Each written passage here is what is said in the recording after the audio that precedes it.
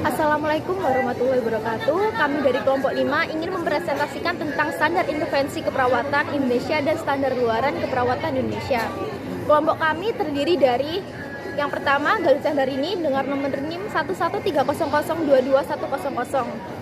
Yang kedua Tanti Nurjanah dengan nomor NIM 11300221103. Yang ketiga Ina Febrianti dengan nomor NIM 11300221105.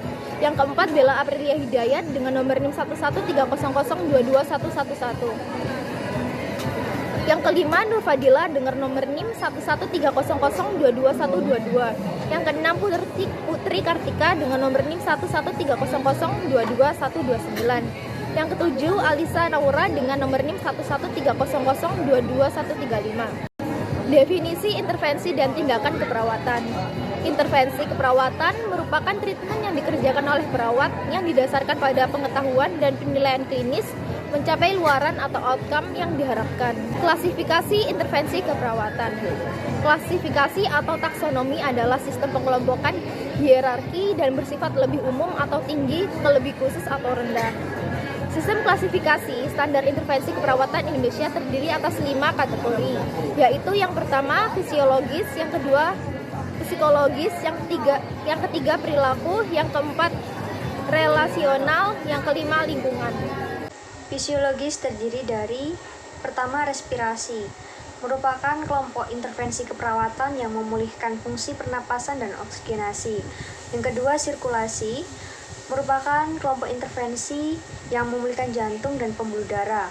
Yang ketiga, nutrisi dan cairan sebagai pemulihan fungsi gastrointestinal, metabolisme, dan regulasi cairan atau elektrolit. Yang keempat, ada aktivitas dan istirahat, merupakan kelompok intervensi yang memulihkan fungsi muskuloskeletal, penggunaan energi, serta istirahat. Yang kelima, aneurosensori yang memulihkan fungsi otak dan saraf. Dan yang keenam, reproduksi dan seksualitas, kelompok intervensi yang melibatkan fungsi pada reproduksi dan seksualitas. Fisiologis terdiri dari nyeri dan kenyamanan, di mana pemuat kelompok intervensi untuk meredakan nyeri dan meningkatkan kenyamanan. Yang kedua, integritas ego, merupakan kelompok intervensi untuk memulihkan kesejahteraan diri sendiri secara emosional. Kemudian, pertumbuhan dan perkembangan, pemuat kelompok intervensi yang memulihkan fungsi pertumbuhan dan perkembangan. Perilaku terdiri dari yang pertama kebersihan diri, memuat kelompok intervensi yang memulihkan perilaku sehat dan merawat diri. Yang kedua adalah penyuluhan dan pembelajaran, memuat kelompok intervensi yang meningkatkan pengetahuan dan perubahan perilaku sehat. Komponen intervensi keperawatan. Intervensi keperawatan ini terdiri dari 3 komponen, yaitu yang pertama adalah label, yang kedua adalah definisi, dan yang ketiga adalah tindakan. Label intervensi terdiri dari sekitar 18 deskriptor, yaitu sebagai berikut. 1. Dukungan, 2. Edukasi, 3. Kolaborasi, 4. Konseling, 5. Konsultasi, 6. Latihan, 7. Manajemen, 8. Pemantauan, 9. Pemberian, 10. Pemeriksaan, 11. Pencegahan, 12. Pengontrolan, 13. Perawatan, 14. Promosi, 15. Rujukan, 16. Resusitasi, 17. Screening, dan 19. Terapi. Komponen yang kedua terdapat komponen definisi. Komponen ini menjelaskan terkait makna dari label intervensi keperawatan. Definisi dan label intervensi diawali dengan kata kerja atau verba berupa perilaku yang dilakukan oleh perawat, bukan dari perilaku pasien. Terdapat juga tindakan-tindakan dalam intervensi keperawatan, terdiri dari 1. Tindakan observasi, di mana tindakan tersebut mengumpulkan dan menganalisis data status kesehatan pasien. Tindakan terapeutik merupakan tindakan yang secara langsung dapat berefek pada pemulihan status kesehatan pasien. Kemudian terdapat juga tindakan edukasi, di mana tindakan tersebut untuk meningkatkan kemampuan pasien. Dan yang terakhir, tindakan kolaborasi yang memerlukan kerjasama yang baik antara perawat satu dan perawat yang lain. Penentuan intervensi keperawatan dibagi menjadi 6, diantaranya karakteristik diagnosis keperawatan, kemudian luaran atau outcome keperawatan yang diarahkan, kemudian kemampuan pelaksanaan intervensi keperawatan, kemampuan keperawatan, penerimaan pasien, dan yang terakhir yaitu hasil penelitian. Definisi luaran keperawatan judul.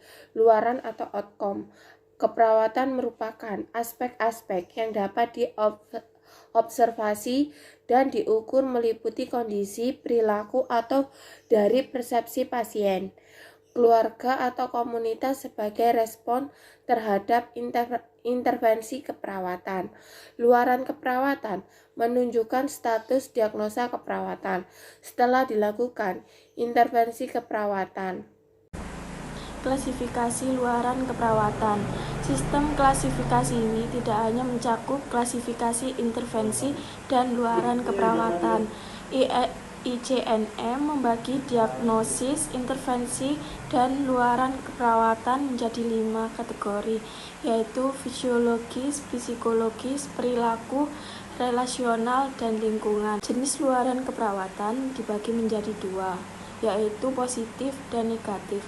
Contoh positif yaitu bersihan jalan nafas, dan contoh negatif yaitu tingkat nyeri. Komponen luaran keperawatan ada 3, yaitu yang terdiri dari label, ekspektasi, kriteria hasil. Label luaran keperawatan merupakan kondisi, perilaku, atau persepsi pasien yang dapat diubah dan diatasi dengan intervensi keperawatan. Ekspektasi merupakan penilaian terhadap hasil yang diharapkan tercapai. Ekspektasi menggambarkan seperti apa kondisi, perilaku, atau persepsi pasien akan berubah setelah diberikan intervensi keperawatan.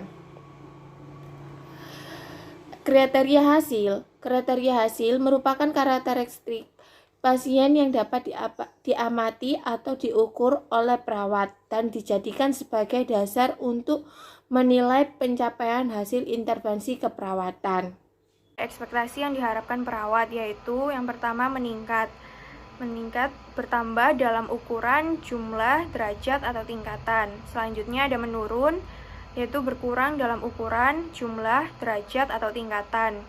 Dan yang terakhir membaik, yaitu menimbulkan efek yang lebih baik, adekuat, atau efektif.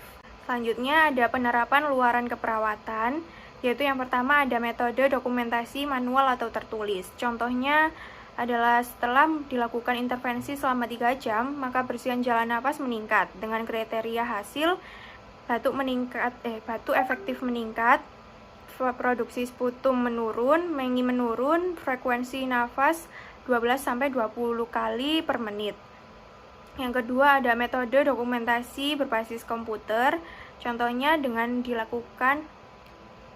setelah dilakukan intervensi selama 3 jam, maka bersihan jalan napas meningkat dengan kriteria hasil, batuk efektif 5, produksi sputum 5, mengi 5, dan juga frekuensi napas 5. Baik, sekian dari kelompok kami. Kurang lebihnya kami mohon maaf sebesar-besarnya. Terima kasih. Wassalamualaikum warahmatullahi wabarakatuh.